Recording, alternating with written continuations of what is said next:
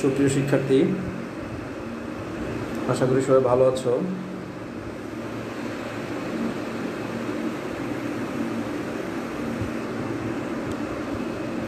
তোমরা আমাকে জানাও যে আমার বোর্ডটা দেখা যাচ্ছে কিনা।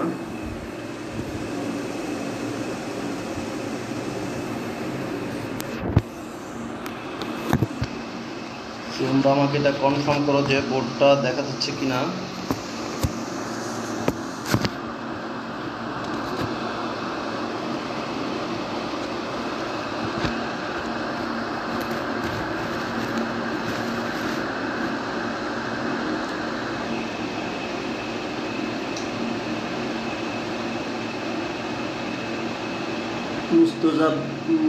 মুর্তুজাবিন মাহিন, ওয়ালাইকুম আসসালাম।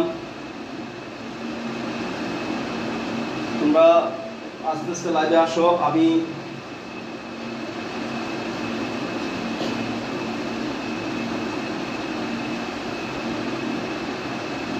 বোর্ডটা পরিষ্কার দেখা যাচ্ছে কিনা।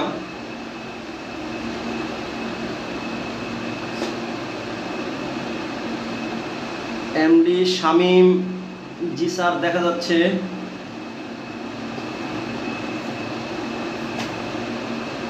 আমি একটু সেট করছি।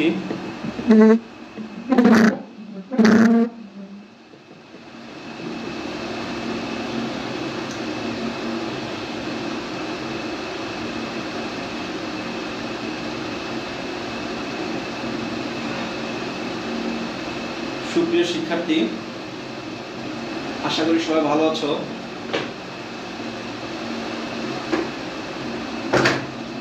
আজকে তোমাদের নতুন রুটিনে ইউএসসি তথা বুয়েট কলেজের পক্ষ থেকে যে নতুন রুটিন তোমাদেরকে দেওয়া হয়েছে, তোমরা সবাই এই রুটিন মোতাবেক এই রুটিন অনুযায়ী ক্লাসে চলে আসবা। আমরা আমাদের সাধ্যমতো তোমাদের জন্য চেষ্টা করব। তোমাদের ফ্রেন্ড যারা আছে আমাদের কলেজের সবাইকে তোমরা এই তথ্যটা জানিয়ে দিবে যে এখন থেকে পুরোদমে আমাদের লাইভ ক্লাসটা চলবে। আমরা ঠিক রুটিন অনুসারে সবাই ক্লাসরুমে যেভাবে রেডি হয়ে আসতাম, এইভাবে রেডি না হলেও আমরা অ্যাটলিস্ট আমাদের খাতা কলম নিয়ে ঠিক ক্লাসের মতোই প্রিপারেশন নেব। আমি তোমাদের কমেন্টগুলো দেখে নিচ্ছি।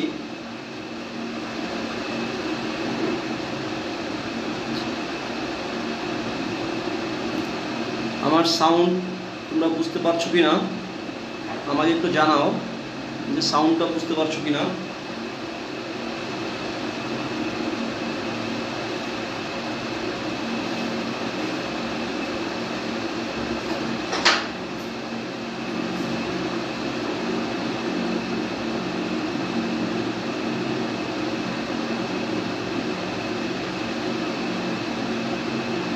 আজকে আমি তোমাদেরকে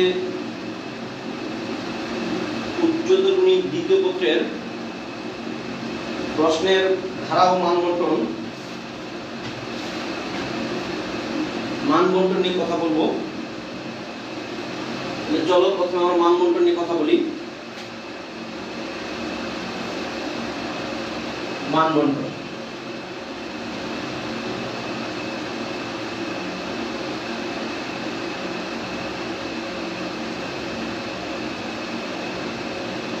উচ্চতর দ্বিতীয় পত্র বইটি 10টি অধ্যায় আছে। 10টি অধ্যায়ে বইটা বিভক্ত। এর মধ্যে দুটা বিভাগ আছে। একটা হচ্ছে আমাদের ক বিভাগ।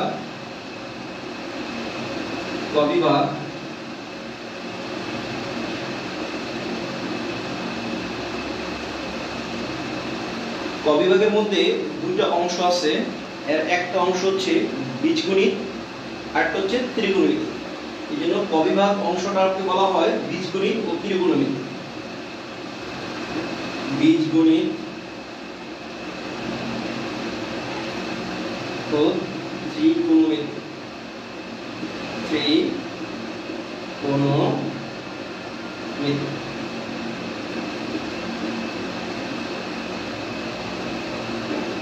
এই 10টা অধ্যায়ের মধ্যে কারা বীজগণিত, কোন কোন অধ্যায়গুলো বীজগণিত?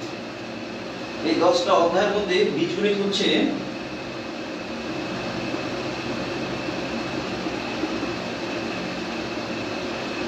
বীজগণিত অধ্যায়গুলো হচ্ছে অধ্যায় 1, আমি অধ্যায়ের নাম লিখছি না, শুধু সাংখ্যিক পরিচয় দিচ্ছি। অধ্যায় 1 এটা বীজগণিত, এটা বাস্তব সংখ্যা। অধ্যায় 2 যোগাশ্রয়ী, এটা বাস্তব সংখ্যা, এটা আমাদের বীজগণিতের অংশ। অধ্যায় 3 জটিল সংখ্যা, এটা বীজগণিতের অংশ। অধ্যায় 4 বহুপদী ও বহুপদী সমীকরণ, এটাও বীজগণিতের অংশ। অধ্যায় 5 এটা বীজগণিতের অংশ, এটা হচ্ছে দ্বিপদী। এই 5টি অধ্যায় থেকে আমাদের প্রশ্ন হবে দুটি,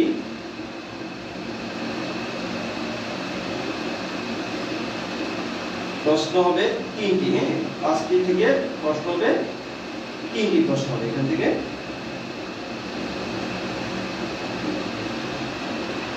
আর ত্রিকোণমিতি নামের যে অংশটা, ত্রিকোণমিতি,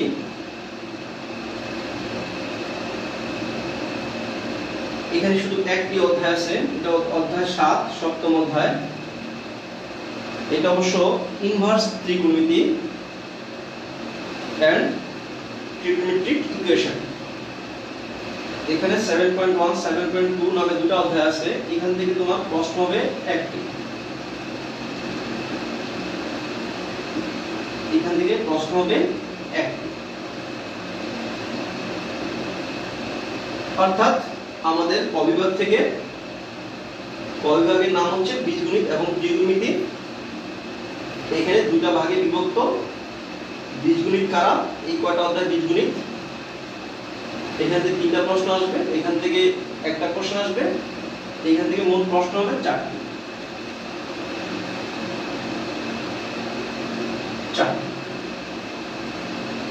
অনুরূপভাবে খ বিভাগ,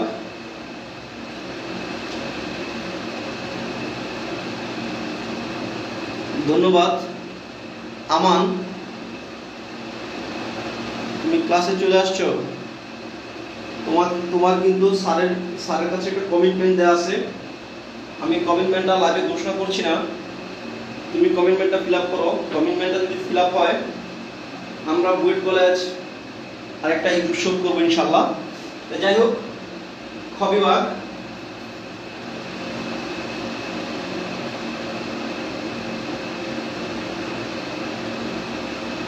খ বিভাগ, এই খ বিভাগটার নাম হচ্ছে, খ বিভাগটার নাম হচ্ছে জ্যামিতি,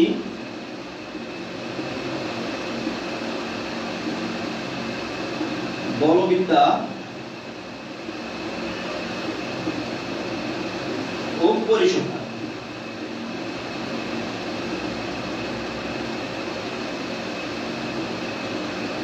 এই 3টা অংশ নিয়ে আমাদের খ বিভাগ।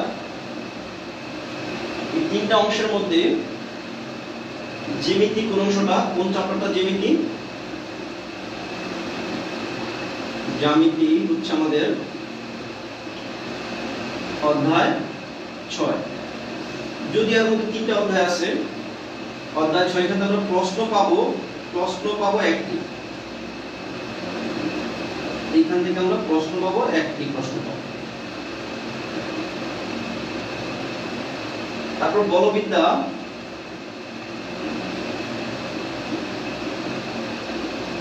চ্যাপ্টার 8 এবং চ্যাপ্টার 9, এখান থেকে আমরা প্রশ্ন পাবো দুটি।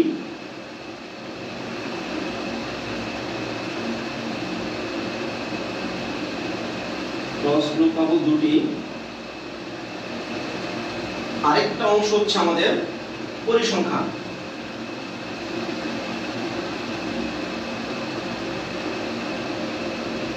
সেখানে অধ্যায় হচ্ছে 10, লাস্ট অধ্যায়টা, এইখান থেকে আমরা প্রশ্ন পাবো একটি।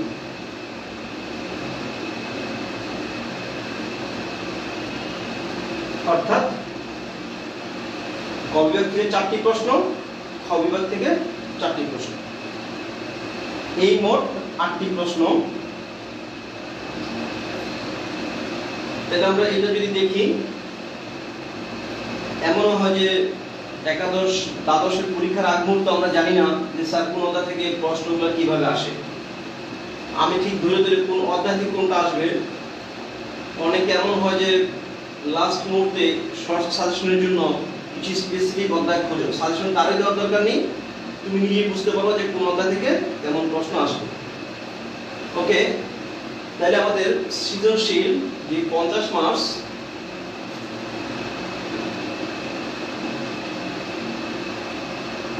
সৃজনশীল সিকিউ কোশ্চেনের 50 নম্বর।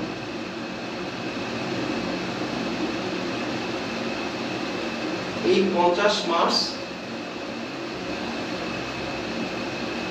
আমাদের 8টি প্রশ্ন থেকে, 8টি প্রশ্ন থেকে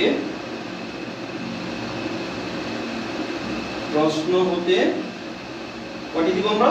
5টি দিব, 5টির উত্তর দিব।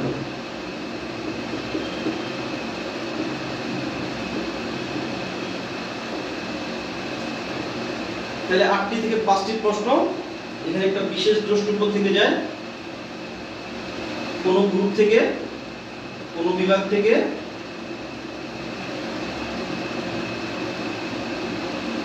কোন বিভাগ হতে 3টির অধিক, আমি হয়তো বাংলা ইংরেজি মিলিয়ে ফেলছি না,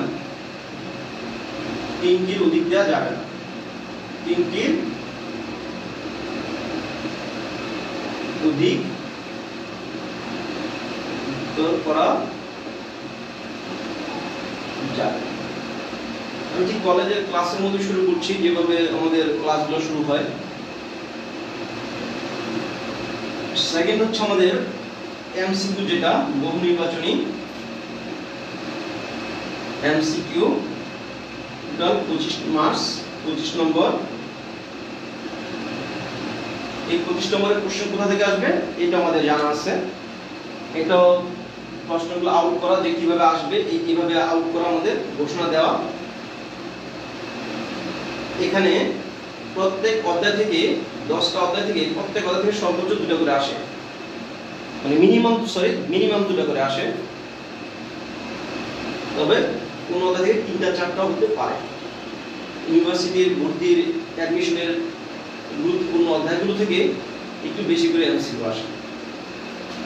এই 25 নম্বরের মধ্যে 30% সহজ কোশ্চেন হয়, 30% সহজ, 30% সহজ, অর্থাৎ 8 থেকে 9টা প্রশ্ন হয় সহজ, 8 থেকে 9টা প্রশ্ন হয় সহজ। তারপরে মধ্যমান 50% আসে আমাদের মধ্যমান।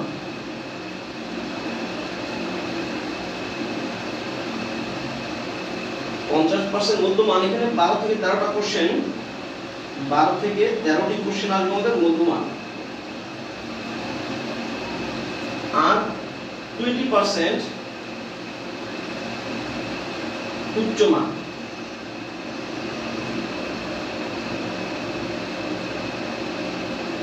20% 5 থেকে 6টি কোশ্চেন আসবে আমাদের উচ্চমানের। এইভাবে টোটাল 25টা মার্কস আমাদের কমপ্লিট হবে। আর ব্যবহারিক 25, ওইটা নিয়ে আজ কথা বলবো না। তাহলে এইভাবে আমাদের মানদণ্ডটা নির্ধারিত।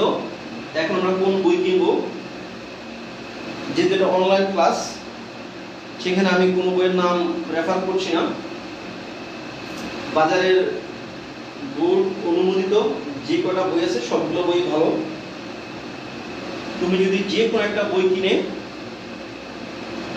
বইয়ের প্রত্যেকটা অঙ্ক বুঝে বুঝে করো, তুমি যে কোনো প্রতিযোগিতামূলক পরীক্ষায় ইনশাআল্লাহ অনেক ভালো হবে। প্রত্যেক বই গুরুত্বপূর্ণ অঙ্কগুলো আছে, অ্যাডমিশনের কোশ্চেন কি কি আসে ওই টাইপের ম্যাথ আছে। জাস্ট আমাদেরকে বইয়ের পিছনে না ঘুরে আমি যে বইটা কিনেছি বা যে বইটাই কিনবো ওইটার উপর আমি একটু চর্চা করব। তো বিগত বছরগুলোতে আমরা যে বইটা তোমাদেরকে ক্লাসে পড়াইতাম আমরা ওই বইটাই পড়াবো। তাহলে আমরা চলে যাই আজকে আমাদের নির্ধারিত ক্লাসে। আমি তোমাদের কবিভাগটা পড়াবো। তাহলে কবিভাগে কি কি অধ্যায় আছে? অধ্যায় 1, 2, 3, 4, 5, 7। তাহলে প্রথম অধ্যায়টা দিয়ে শুরু করছি।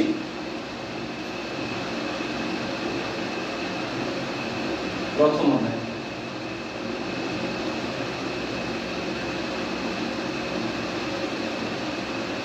অধ্যায় নাম হচ্ছে বাস্তব সংখ্যা।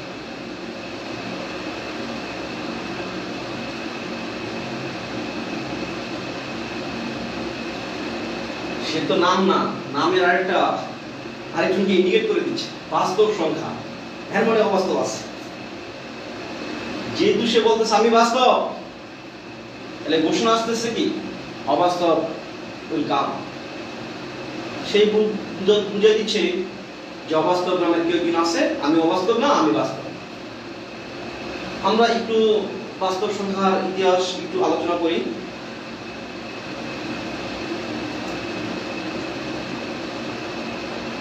বাস্তব সংখ্যার ইতিহাস অনেক প্রাচীন। সংখ্যার ধারণা কবে, কখন, কোথায় শুরু হয়েছে তার অনেক ইতিহাস ঘেটেও আমরা এর শেষ করতে পারিনি। এই জন্য বলা হয় যে বাস্তব সংখ্যার ইতিহাস আজও সঠিকভাবে বলা যাবে না। তবে ধারণা করা হয় খ্রিস্টের জন্মের 600 বছর আগে থেকে সংখ্যার ব্যবহারটা মানুষের মধ্যে শুরু হয়েছে। সংখ্যার ক্রমাগত উন্নতি হয়েছে। একেবারে আদি লগ্নে আমরা কিভাবে হিসাব করতাম, মানুষ জাতি কিভাবে হিসাব করত,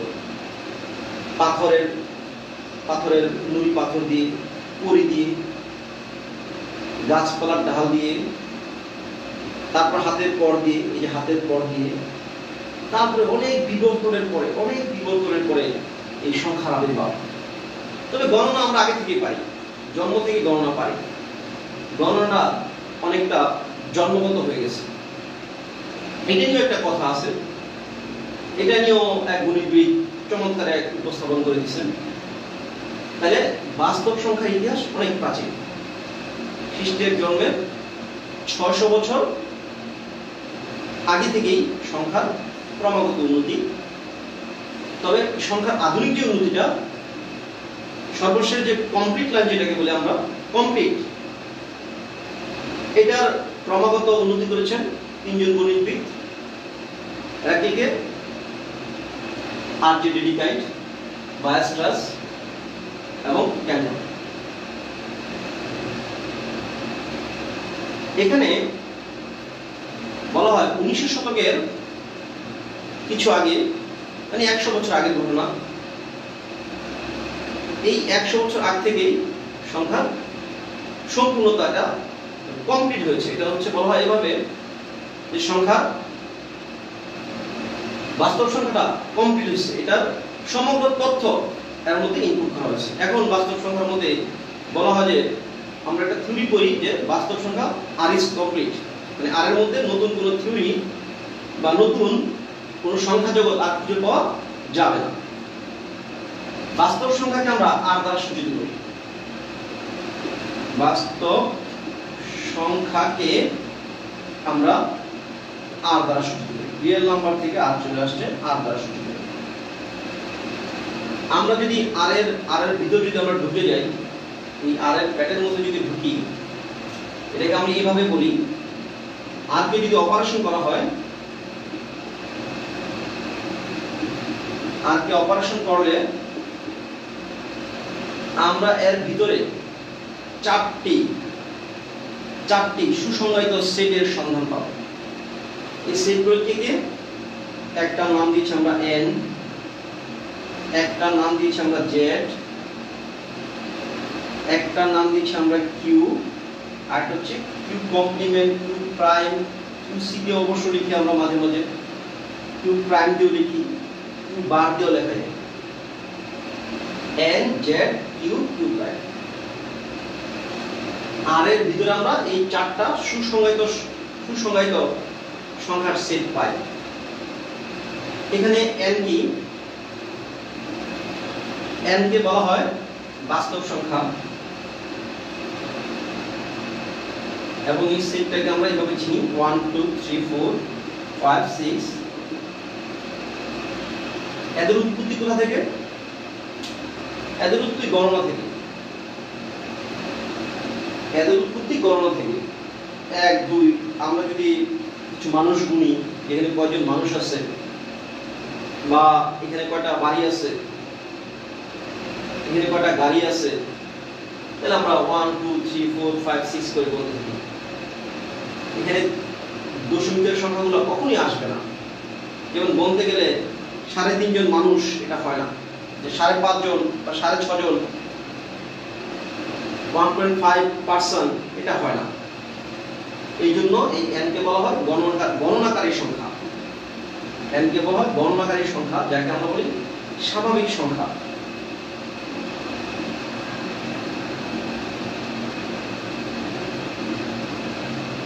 এখন এই সংখ্যা জন্ম হলো কোথায়, কিভাবে সে জন্মগ্রহণ করলো, এই চিন্তা করতে করতে আমাদের অনেক সময় পার হয়ে গেছে। কেউ এটা কোনো শুরু করতে পারলো না। হঠাৎ করে এক গণিতবিদ ক্রনেকার, সে বলে ফেললেন যে ন্যাচারাল নাম্বারটা আল্লাহ প্রদত্ত। এক সকালে সুন্দর এক প্রভাতে সে বলে ফেলছে